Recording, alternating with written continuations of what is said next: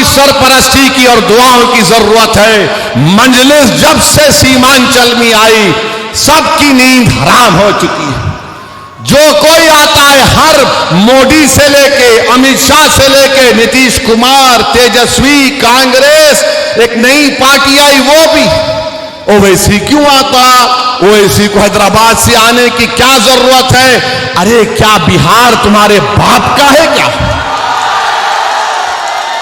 क्या सीमांचल को हम नहीं आ सकते क्या? बराबर आएंगे और लड़ते रहेंगे। हमने अपनी सियासी जिद्दोजहद का बिहार में आगाज आपके दरमियान में सीमांचल की सरजमीन से किया। कोई हमको रोक नहीं सकता। पिछले बार भी आपने बड़ी मेहनतों और जुस्तजू के बाद आपने यहां से अख्तरुल ईमान साहब को कामयाब किया। अगर कोई ये कहता है कि मैं अमूर का बेटा हूं तो बताओ मैं क्या हूं तुम्हारे लिए, आपको 11 तारीख के दिन बताना पड़ेगा। अगर कोई घर का बेटा 30 साल मौका मिलने के बाद भी अगर काम नहीं करता तो उस घर के बेटे को लोग बोलते ये निकम्मा बेटा है।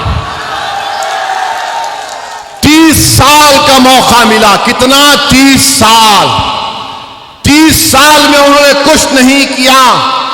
जब सैलाब आता था, जमीन कटती थी, लोगों ने पूछा हजरत इसका क्या वजह है, इसका कारण क्या है? तो हजरत ने फरमाया दसन दसन दसन है। कहा था ना, याद है ना? अख्तरुल ईमान ने कहा कारण यह है कि निकम्मा है। अख्तरुल ईमान ने कहा कारण यह है कि निकम्मा है। अरे कोई घर का बेटा बोलने से घर का बेटा नहीं बन जाता। असदुद्दीन ओवैसी तुम्हारा खादिम था और रहेगा इंशाअल्लाह ताला। अख्तरुल ईमान तुम्हारा खादिम था और रहेगा इंशाअल्लाह ताला। अरे सीमांचल हमारे दिल के बहुत करीब था और है और रहेगा।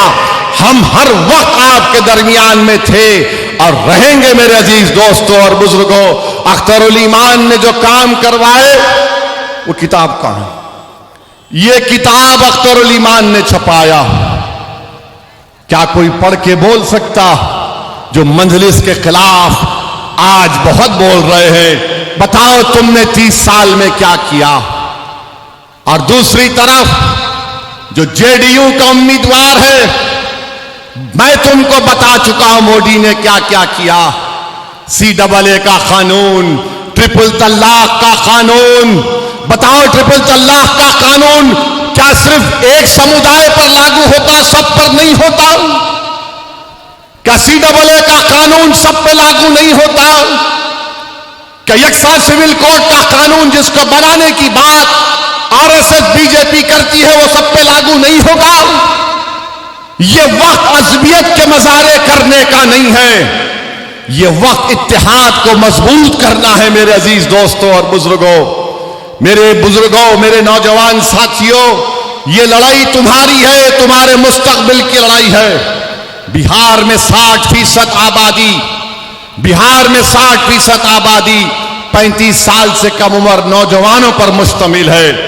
और जो लोग मजलिस को बोलते गठबंधन के बारे में, मैं आपसे कह रहा हूं कि आज दरभंगा में गौरा बोरन एक विधानसभा है, वहां पर राजद ने, गठबंधन ने अफजल अली खान को उम्मीदवार बनाया और अफजल अली खान के खिलाफ तेजस्वी जाकर संतोष सहनी को वोट देने की बात करता है। बोलो गठबंधन के लोग, तुम्हारा उम्मीदवार अफजल अली खान और तेजस्वी जाकर कहता है कि संतोष सहनी को वोट दो। कितना रुस्वा तुम हमको करोगे। और लोग बोलते हो ऐसी भड़काऊ भाषण देता है। मैं भड़काऊ भाषण नहीं दे रहा हूं, मैं मुबारकबाद दे रहा हूं वीआईपी पार्टी के जिम्मेदारों को कि वो 3-3.5% है, मगर उन्होंने अपने इत्तेहाद का सबूत दिया। 17% अल्पसंख्यक समाज मुसलमान है, बिहार में सबसे बड़ा समाज है, मगर आज आप देख लीजिए कि किसी के मुंह में जबान तो है मगर बोलने की जरूरत नहीं है, बोलने की जरूरत नहीं है। 17% है और तेजस्वी के बाजू बैठकर वीआईपी का लीडर कहता है कि अब की बार मल्लाह का बेटा उप मुख्यमंत्री बनेगा। मैं आपसे वादा कर रहा हूं, अगर मल्लाह का बेटा उप मुख्यमंत्री बनेगा तो बताओ मेरे अमूर की जनता, क्या अब्दुल्लाह का बेटा मुख्यमंत्री नहीं बन सकता? बताओ, क्या मोहम्मद का बेटा मुख्यमंत्री नहीं बन सकता बिहार का? क्या अबू बकर का बेटा मुख्यमंत्री नहीं बन सकता? क्या फातिमा का बेटा मुख्यमंत्री नहीं बन सकता? तो ये लड़ाई मुख्यमंत्री बनाने की है। अब असदुद्दीन ओवैसी उप मुख्यमंत्री पर राजी नहीं होगा। मुख्यमंत्री होगा सीमांचल का बेटा होगा। मुख्यमंत्री होगा तो सीमांचल का बेटा होगा। और सीमांचल से इंसाफ उसी वक्त होगा जब यहां का बेटा पटना के जालिमों के सामने कुर्सी डालकर पैर पे पैर रखकर बोलेगा, अब बोल, अब सीमांचल का इंसाफ तुझे करना है। ये ताकत आपको देना है, ये ताकत आपको अपने वोट के जरिए देना है। देंगे ताकत आप, वोट पड़ेगा, सीमांचल के नाम पर वोट देना है। इसीलिए आज आप देखते हैं कि बौखलाहट का शिकार होकर एक तरफ से मोदी और नीतीश कुमार, दूसरी तरफ से वो 30 साल के निकम्मे साहब, दोनों मिलकर अख्तरुल ईमान के खिलाफ दो महाजों पर लड़ रहे। मैं एक तरफ कहूंगा, फिर से कह रहा हूं, मेरे भाई, अज़बियत का वक्त नहीं है, इत्तेहाद का वक्त है। याद रखो, तुम्हारी शनाख्त सुरजापुरी भी है, तुम्हारी शनाख्त कुलैया भी है, तुम्हारी शनाख्त शेरशाहवादी भी है। बराबर उस पर कायम रहो और फख्र से कहो। मगर याद रखो, जिंदगी में ऐसे लम्हे भी आते जहां पर हमको ये बताना पड़ेगा। अगर कोई कहता है कि ओवैसी हैदराबाद से आया, मुझे आज किसी ने पूछा कि उसका क्या जवाब दे। मैंने कहा उसका एक ही जवाब दे भाई, तू उसको बोल हाँ हैदराबाद से आया, मगर मेरा उसका रिश्ता ये है, वो रिश्ता जिसको रब्बे करीम ने कलमे की बुनियाद पर कायम किया, जो खून के रिश्ते से बढ़कर है। मैं तुमको उसका वास्ता दे रहा हूं मेरे भाई, मैं तुमको उसका वास्ता दे रहा हूं मेरी मां और बहनों। मैं तुम्हारा रिश्तेदार नहीं हूं, मगर मैं वो शख्स जरूर हूं अपने गुनाहों के बावजूद भी, कि अगर तुमको कोई तकलीफ पहुंचती है तो यकीनन मेरे आंख में आंसू आते हैं, यकीनन मेरे दिमाग में तकलीफ होती है। और मैं आज उसी तकलीफ को दूर करने के लिए मजलिस इत्तेहादुल मुस्लिमीन आपके दरमियान में आई है। मेरे अजीज दोस्तों और बुजुर्गों, अपने इत्तेहाद को मजबूत करिए, डरने और घबराने की जरूरत नहीं है। मैं आपसे वादा कर रहा हूं, जितने काम इस विधानसभा में अभी होना बाकी है वो मेरी जिम्मेदारी है, वो मेरी जिम्मेदारी है। अगर वो काम नहीं होंगे तो 5 साल के बाद असदुद्दीन ओवैसी इस विधानसभा को तुम्हारे दरमियान में नहीं आएगा। मैं काम कराऊंगा इंशाअल्लाह ताला। अख्तरुल ईमान का हाथ पकड़कर, अख्तरुल ईमान का कान पकड़कर हम पूरे वो काम को मुकम्मल करवाएंगे जो 30 साल में एक निकम्मे ने पूरे नहीं किए। और याद रखो, आप याद रखो, जो जेडीयू का उम्मीदवार है वो मोदी का चेहरा है। जो जेडीयू का उम्मीदवार है वो मोदी का एजेंट है, जिसने हमारे वफ्द के खिलाफ कानून बनाया। तो मेरे अजीज दोस्तों और बुजुर्गों, 800 करोड़ के काम अख्तरुल ईमान इस किताब में बता रहे हैं कि 5 साल में हुए। इंशाअल्लाह ताला आपका साथ रहा तो इंशाअल्लाह 5 साल में उससे ज्यादा काम कराएंगे।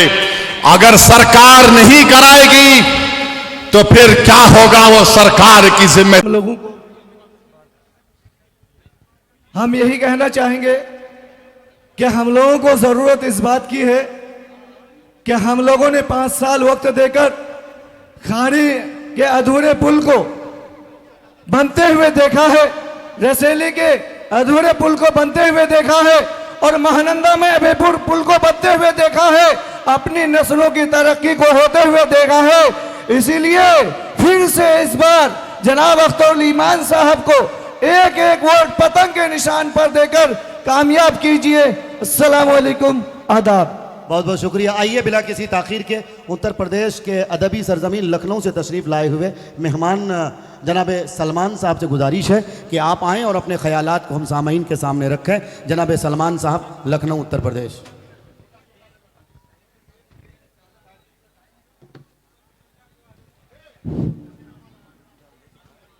औज़ुबिल्लाहि मिनश्शैतानिर्रजीम, बिस्मिल्लाहिर्रहमानिर्रहीम, अस्सलाम वालेकुम।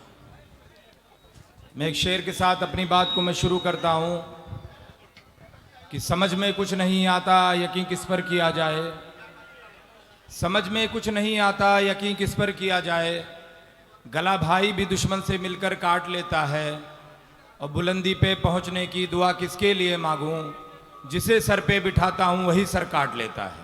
क्या कहने। मेरे मोहतरम बुजुर्गों और दोस्तों, हम इस विधानसभा के लिए कोई नए नहीं हैं। जब 2015 में MIM ने यहाँ से अपनी शुरुआत की थी, हम तब से यहाँ पर आ रहे हैं। हम 2019 में भी आए, 2020 में भी आए, 2024 में भी आए, 2025 में भी आए। लेकिन मैंने दो चार चीज़ें जो देखी आप लोगों के बीच में, हम हिंदुस्तान के हर शहर में हम लोग जाते हैं पार्टी के लिए, चाहे वो महाराष्ट्र हो, झारखंड हो, उत्तराखंड हो, बिहार हो, मध्य प्रदेश हो, जहाँ भी जाना होता है हम लोग पार्टी के लिए प्रचार करते हैं। लेकिन मैंने एक खूबी जो आप लोग के अंदर यहाँ देखी, वो सबसे बड़ी जो पहचान MIM की बनी, जो पूरे हिंदुस्तान में एक पहचान दी, कि जो इत्तेहाद हैदराबाद के लोगों ने दिखाया उससे कहीं भी कम बिहार के लोगों ने नहीं दिखाया। ये सबसे बड़ी खूबी है। मैं जब जाता हूँ लोगों के बीच में, जब मैं अख्तरुल ईमान साहब के बारे में बात करता हूँ, तो आप यकीन मानिए कि अख्तर साहब को तो पसंद करने वाले बहुत लोग हैं, हज़ारों की तादाद में हैं। लेकिन एक सबसे बड़ी बात यह है कि कई लोग हमसे ऐसे मिले कि मैं अख्तर साहब को नहीं जानता हूँ, मैं ओवैसी साहब को जानता हूँ, मैं उसके नाम पे भी वोट दूंगा। तो यहाँ पर अल्हम्दुलिल्लाह ये चीज़ है कि जो पहचान अख्तर साहब ने यहाँ पे मेहनत करके खड़ा किया, उस पहचान को अगर डबल किसी ने किया तो हमारे नेता ने किया कि एक आपकी लीडरशिप खड़ी करने की कोशिश की। आज हम जब लोगों के बीच में जाते हैं तो मैं ये नहीं कहता हूं कि अख्तरुल ईमान साहब को MLA बना दो। मैंने यहां पर कई सौ प्रोग्राम किए, मैं लगभग 10 सालों से कई सौ में प्रोग्राम किया हूं। मुझे आए हुए 3 से 4 दिन हो गया, मैं कम से कम 15 से 20 प्रोग्राम कर चुका हूं। मैं कभी किसी से नहीं कहता हूं कि अख्तरुल ईमान साहब को MLA बन बनाओ, मैं कभी नहीं कहता, क्योंकि अख्तरुल ईमान साहब को अगर विधायक बनना होता तो वो राजद से भी बन सकते थे, सांसद बनना होता तो कांग्रेस से भी बन सकते थे, कैबिनेट मंत्री बनना होता तो JDU से बन सकते थे। हमने कहा था यहां पर एक ही बात मैं कहते आया हूं, अपनी लीडरशिप खड़ी करो, वो भी अख्तरुल ईमान साहब की शक्ल में खड़ी करो, इसकी जरूरत है आपको। हम यहां पर सिर्फ एक ही चीज की डिमांड करते हैं, अपनी लीडरशिप खड़ी करो।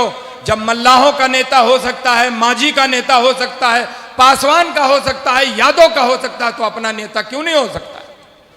लेकिन इसके लिए आपको सिर्फ एक काम करना पड़ेगा, जो बीमारी पिछले 70 सालों से आपको है, आपको बीजेपी को हराने के नाम पे वोट देना बंद करना पड़ेगा, वरना कभी आपकी लीडरशिप खड़ी नहीं हो सकती।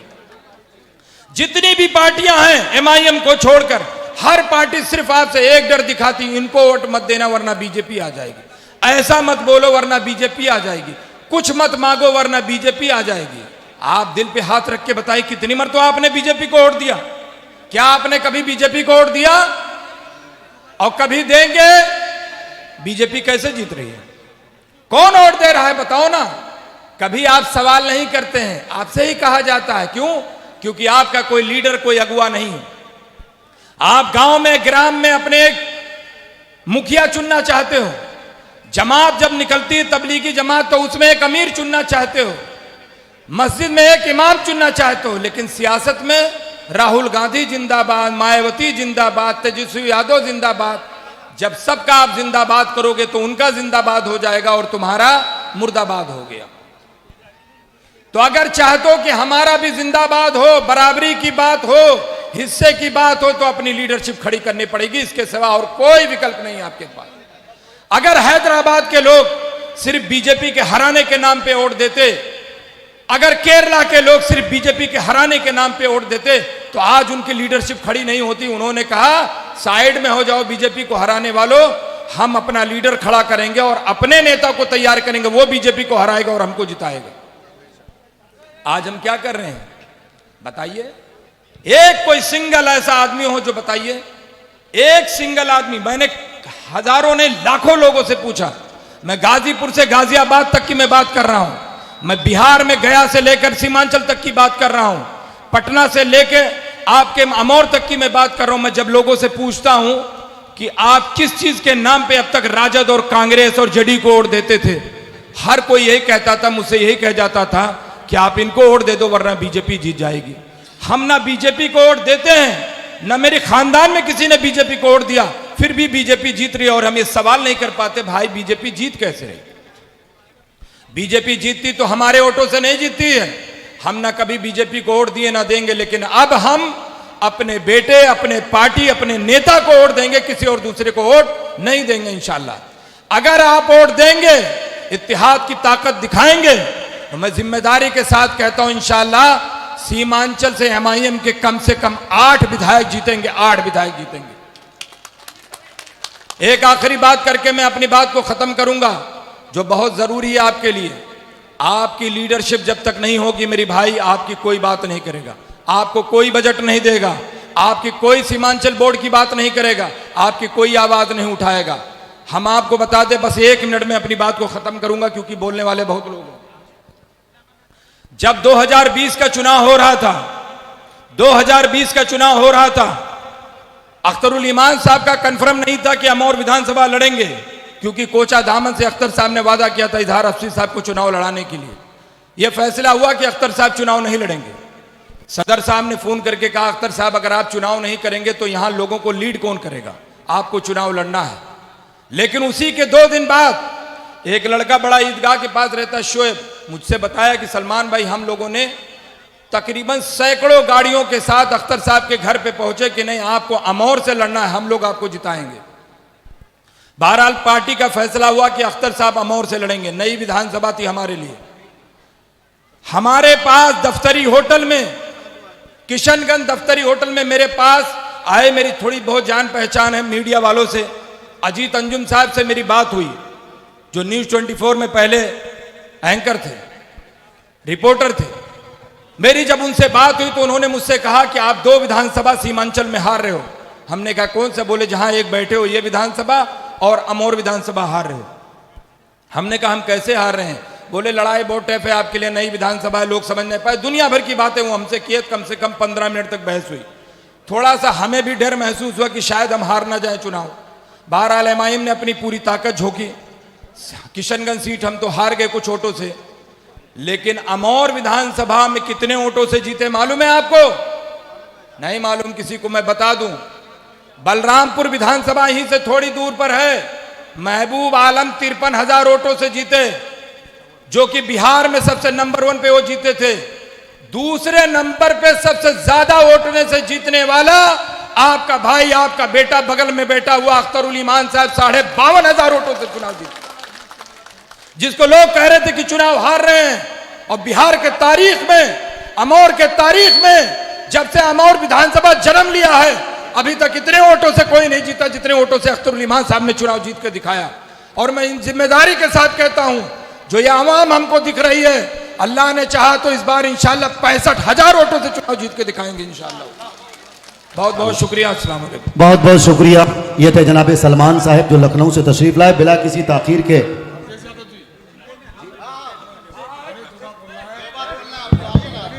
जनाब अखिलेश यादव जी, बहरहाल आप तशरीफ लाएं और अपने ख्यालात को रखें। हेलो, हमारा अख्तरुल इमाम साहब अमौर विधानसभा के सबसे अच्छे नेता हैं और हमको जो अमौर में चाहिए काम, उसमें डिप्टी सीएम विजय सिन्हा जी के टक्कर का काम किए हैं, जबकि वो मेरे एंटी गवर्नमेंट में हैं, तब भी उनके बराबरी में अमौर विधानसभा में बहुत अच्छा काम किए। हमको काम चाहिए, हमको कोई पार्टी बेसिस पर कोई ध्यान नहीं देना है। और हमारा नेता अख्तरुल इमाम साहब का जो अधूरा काम है, हम लोग चाहेंगे कि इस बार अच्छा वोट से जिताए और हमारा जो एरिया में जो अधूरा विकास बचा हुआ है उसको पूरा करने के काम करेंगे। बहुत बहुत शुक्रिया। ये थे भाई अखिलेश साहब। सही बात यही है कि नफरत की बात है ना अदावत की बात है, मेरी जुबान पे सिर्फ मोहब्बत की बात है।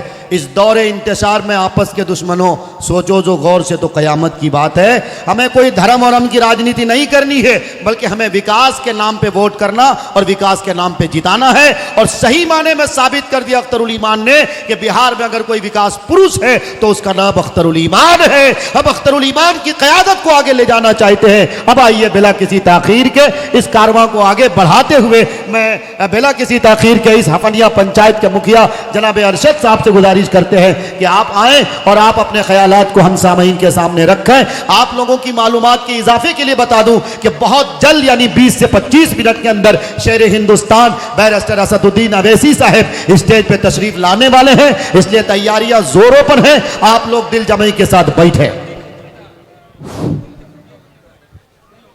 अस्सलाम वालेकुम, आदाब अर्ज। ग्राम पंचायत हफनिया के सरजमीन दुलालगंज में आए हुए आप तमाम साथियों से, बुजुर्गों से, नौजवानों से, हमारी इज्जत माँओं से, बहनों से, चाचियों से, रिश्तेदारों से, सबसे मैं मुखातिब हूँ। मैं एक बात आपको इंकसाफ के तौर पर कह देना चाहता हूँ कि आप जो वो तालाब के ऊपर में खड़े हैं या खड़ी हैं, हेलीकॉप्टर देखने की तैयारी में इत्तेफाक से आज हम लोगों का किस्मत साथ नहीं दिया। मौसम खराब हो जाने के कारण मौसम विभाग ने जनाब बैरिस्टर असदुद्दीन अवैसी साहब को लैंडिंग करने कटियार ही नहीं दिया गया हेलीकॉप्टर को, जिस कारण वो बाई रोड आ रहे हैं और 10 मिनट से 15 मिनट के भीतर में हमारे बीच में रोड होते हुए आ रहे हैं। इसलिए आप तमाम लोग जो भी हेलीकॉप्टर के इंतजारी में वहाँ तालाब में खड़े हैं, तमाम लोगों तक जहाँ तक मेरी आवाज़ जा रही है, आप तमाम लोगों से मेरा गुजारिश है, निवेदन है, आग्रह है, अनुरोध है कि आप सभा स्थल में आ जाएं और यहाँ पर जो जगह खाली नजर आ रही है उसको भर दें और अपने महबूब और लोकप्रिय नेता, संघर्षशील नेता, हमारे और आपके लिए जान लुटाने वाले नेता, जिनको लोग की ये बात कह के बुला रहे हैं कि ये बाहर से आया है, इनको वोट नहीं देना है, अमोर को बचाना है, अमोर को भगाना है, वैसे लोगों को मैं बताना चाहता हूं कि आप लोकल होकर, आप यहाँ के मुकामी होकर सभा जफर साहब या हमारे लोकल एमएलए साहब, आप लोगों ने इलाके को पीछे करने का काम किया, हमारी बिरादरी को बदनाम कराने का काम किया। आज तक कोई नहीं जान सका कि जलील मस्तान कहाँ से आता है, सभा जफर कौन क्षेत्र से आता है। मैं एक बात आपको बता देना चाहता हूँ कि जब हम लोग इंटर में किशनगंज मारवाड़ी कॉलेज में पढ़ते थे, उस जमाने में साहबानो केस का मामला चला था और वो बहुत बड़ा रूप ले लिया था पूरे हिंदुस्तान में। साहबानों के हक में कांग्रेस सरकार फैसला करने जा रही थी और लोगों ने कहा कि नहीं, साहबानो शरीयत के खिलाफ उसका फैसला हो रहा है, उसका हम लोग साथ नहीं, हमारा शरीयत मिट जाएगा। लोगों ने, पूरे हिंदुस्तान के मुसलमानों ने मुखालफत किया, बाद में हालांकि सरकार ने वापस लिया। उस जमाने में जब हम लोग सर्टिफिकेट लेने गए थे मारवाड़ी कॉलेज, तो एक प्रोफेसर थे हमारे अंग्रेजी के, भूपेंद्र बाबू, देखते कि वो प्रिंसिपल साहब अभय बाबू से करें क्या, अभय क्या कहते हैं, अभय बाबू इस बार हम लोग जो है साहबुद्दीन साहब को वोट देंगे। तो अभय बाबू हंसने लगे। मैं भी ऑफिस में बैठा हुआ था, सर्टिफिकेट लेने गया था, कह क्या बोल रहे हैं भूपेंद्र बाबू, आप देंगे साहबुद्दीन साहब को वोट दिए, जनता पार्टी वाले साहबुद्दीन साहब को आप वोट देंगे? बोले हाँ, हम लोगों ने उसको मिलने के लिए दिल्ली गया था, किशनगंज को लाइट में लाने के लिए, नाम के में शोहरत दिलाने के लिए, किशनगंज को पूरे हिंदुस्तान में लोगों के नज़र में आम करने के लिए, लोग जाने के किशनगंज भी एक कंस्टिट्यूएंसी है। हम बिला खौफ मजहब और मिल्लत से उठ करके हम साहबुद्दीन साहब को वोट देने वाले हैं, ताकि किशनगंज का नाम रोशन हो जाए। और वही हुआ भी। मौलाना असरुल हक साहब हालांकि अच्छे आदमी थे, हम लोगों ने पहले उनको नहीं जान सका और लोगों ने एकजुट होकर के साहबुद्दीन साहब को वोट दिया। और देने का सिर्फ यही एक मकसद था कि पूरे हिंदुस्तान में किशनगंज का नाम लाइट में आ जाए, मीडिया में आ जाए, लोग जाने के किशनगंज भी एक क्षेत्र है। तो मैं कहता हूं कि वो साहबुद्दीन साहब के लिए अलीगढ़ से, दिल्ली से लड़के लोग आके किशनगंज में कैंप कर लिए थे, हम लोग भी कैंप किए हुए थे। और आज हमारे बीच में और आपके बीच में उसी के शकल में, उससे भी बहुत बड़ा शकल में बैरिस्टर सदुद्दीन साहब हमारी कौम की क़यादत करते हैं, हमारे लिए लड़ रहे हैं, हमारे शरीयत और शरई मामला के ऊपर जो लड़ना होता है, बिल फाड़ना होता है, सब वो पार्लियामेंट में कर रहे हैं। तो ये एक आदमी जो कि जिसको हम लोग बाहर से लाने के लिए गए थे, और आज एक आदमी यह है कि जो तो बाहर से आया जरूर है मगर सीमांचल में इस तरह से मकबूल हो गया है, इस तरह से लोकप्रिय हो गया है, इस तरह से कारगर हो गया है कि पूरे हिंदुस्तान में आज उनका कैंडिडेट लड़ता है और कामयाब भी हो रहा है। और उससे भी ज्यादा उसके साना बसाना हमारा एमएलए जो पैदा तो हुआ हमारी सरजमीन में, कहाँ इसका घर है? इसका घर ये आपका टेना इनका आबाई वतन है, माधोहाट में इनकी पैदाइश है। माधोहाट आप अंदर से उधर जाएंगे तो माधोहाट का इलाका है। तो इनको लोग कहते हैं कि ये विदेश से आया है। विदेशी का मतलब क्या होता है? क्या ये श्रीलंका में पैदा हुआ? क्या इनका कर्म भूमि अफगानिस्तान है या पाकिस्तान है जो उनको विदेशी कहा जाएगा? अरे विदेशी कहने वालों, जब विदेशी का माने तो समझाओ किसको कहते हैं? जो हमारे दुख दर्द में शामिल होता है, जो मेरे लिए लड़ता है, जो हमको इज्जत दिलाया है, जो अमोर को नाम दिलाया है, अमोर रोटा को पूरे विधानसभा में बिहार में मशहूर कर दिया है, आज उसको हम विदेशी कहेंगे? उनका खाना, उनका चलना, उनका बैठना, उनकी रिश्तेदारी सब तो हमारे कल्चर का है। हमारा रिश्तेदारी उनके यहाँ है, उनका रिश्तेदारी मेरे यहाँ होता है, उनके यहाँ की लड़कियाँ मेरे यहाँ आई हैं, हमारे यहाँ के लड़के लोग उधर जाके शादी किए हैं। तो ये फिर अलग कल्चर का कहाँ से हुआ? ये जब तक आप और हम कल्चर के नाम पर, लसानियत के नाम पर, जात बरादरी के नाम पर, मजहब के नाम पर वोट देते रहेंगे, हमारा और आपका इलाका आगे नहीं बढ़ सकेगा। आज 5 साल में देखिए, जो बात हम लोग कभी सोचे भी नहीं थे कि अख्तरुल इमान के दिमाग में ये भी बात आएगा, कभी हम लोग हिम्मत नहीं जुटा पाए कि ये सरकार में नहीं है, इनको महानंदा में ब्रिज बनाने के लिए हम लोग कैसे कर सकते हैं? क्या कि महानंदा में तो सुना गया कि 1967 में जब ब्रिज बना तो इस वजह से बना के यहाँ पर एनएच था, 5 साल तक लोग नाव में पार किया, उसके बाद जो महानंदा ब्रिज की बारी आई लोग बनवाया। तो यहाँ पर ब्रिज कैसे बन जाएगा? लेकिन जब ब्रिज का सेंक्शन हो गया, लेआउट होने वाला था, तब ये हम लोगों को बताया कि मैं बहुत मेहनत कर रहा था, हम लोगों को हालांकि जानकारी था कि मेहनत कर रहे हैं। और आज लोग कहते हैं कि नहीं वो पुल 7 साल पहले हुआ था। थोड़े दो बेवकूफ़ों, अगर 7 साल पहले पुल हो गया था तो मीडिया में आज तक दिखाओ। हम अपने कान से सुना है कि माननीय तेजस्वी जी ने ऐलान किया विधानसभा में कि माननीय विधायक अख्तरुल इमान के अनुरोध पर 217 करोड़ रुपया हम महानंदा पुल कांड की अभयपुर घाट के लिए सैंक्शन किया, तो कराया ये। और आज जब काम हो गया तो लोग कहता है कि हमने कराया। आपका तो सोच ही में नहीं हो सकता वो बात, जब हम लोगों का जैसा आदमी ये बात तखय्युल में नहीं था कि कभी हो सकता है महानंदा में ब्रिज हो सकता है। तो महानंदा ब्रिज के एवज में, खारी घाट के पुल के एवज में, रसेली घाट के पुल के एवज में अगर हम ताउमन इनको अपना वोट देते रहे तो हमारा हक अदा नहीं होगा इनके लिए। इन्होंने वैसा काम कर दिया हमारे लिए। अब मैं इस मंच से हमारे भाई अख्तरुल इमान से गुजारिश करना चाहते हैं कि ये हमारा पंचायत तारीखी पंचायत है। आप कहिएगा किस माने में? जब मुल्क में कोई आवागमन का, आमद और रफ्त का कोई वसाइल नहीं था, रेलगाड़ियां नहीं चलती थी, मोटर बाइक नहीं चलता था, पक्की रोड नहीं था, तो सिर्फ लोग नदी से सफर करके कलकत्ता यहाँ से जाते थे। और कलकत्ता जाने के लिए ये महानंदा नदी ही का रास्ता था। लोग यहाँ से जाते थे, वहाँ से नमक लाते थे, यहाँ से कुल जाके बेचते थे। हमारे गांव के लोग जाते थे। तो मालूम पता चला कि उस जमाने में दुलालगंज हाट और वो क्या कहते हैं कि कुट्टी हाट ही मेन मार्केट हुआ करता था। हमारा दुलालगंज हाट का ये स्टेज आप सुने अख्तर साहब, मैं आपको सुनाना चाहता हूँ कि हमारा दुलालगंज हाट में उस जमाने में मारवाड़ी लोग बचते थे, जिसका प्रूफ ये है, जिसका सबूत ये है, जिसका प्रमाण ये है कि आज जो आप अगल बगल में देख रहे हैं 8-10 तालाब है, या 8-10 तालाब, इसमें मारवाड़ी लोग काम करते थे, मारवाड़ी लोग नहाते थे, धोते थे, मछली पालते थे, और यही से ये बिजनेस का मेन अड्डा था यहाँ पे दुलालगंज हाट। इसलिए दुलालगंज हाट तारीख में भी दर्ज है। दुलालगंज हाट सल्ता पहाड़ पूर्णिया जिला के तारीख में लिखा हुआ है। तो ये हमारा पंचायत तारीखी पंचायत है। इस पंचायत में हमारे अबाब व अजदाद ने हॉस्पिटल बनवाया आज़ादी के समय में, आज़ादी के पहले मिडिल स्कूल खुलवा दिया, हाई स्कूल खोल दिया, और हम लोगों के ज़माने में आपके काउथ और प्रयास से +2 की बिल्डिंग भी खड़ी हो गई। अब हमारे यहाँ नाका भी खुल चुका है, और पंचायत सरकार भवन भी आपके प्रयास से बन रहा है। तो हमारे यहाँ गोया के हर प्रकार का सुविधा हो गया, आमद वो विरस्त भी हो गया। अब सिर्फ अगर कमी है हमारे यहाँ और बहुत बड़े मसला से जो हम लोग जूझ रहे हैं, ये नदी कटान का मसला है। गोया के वहाँ काशीबाड़ी से लेकर के हमारा ये पतलवा गांव तक पूरा नदी कटान के जद में है।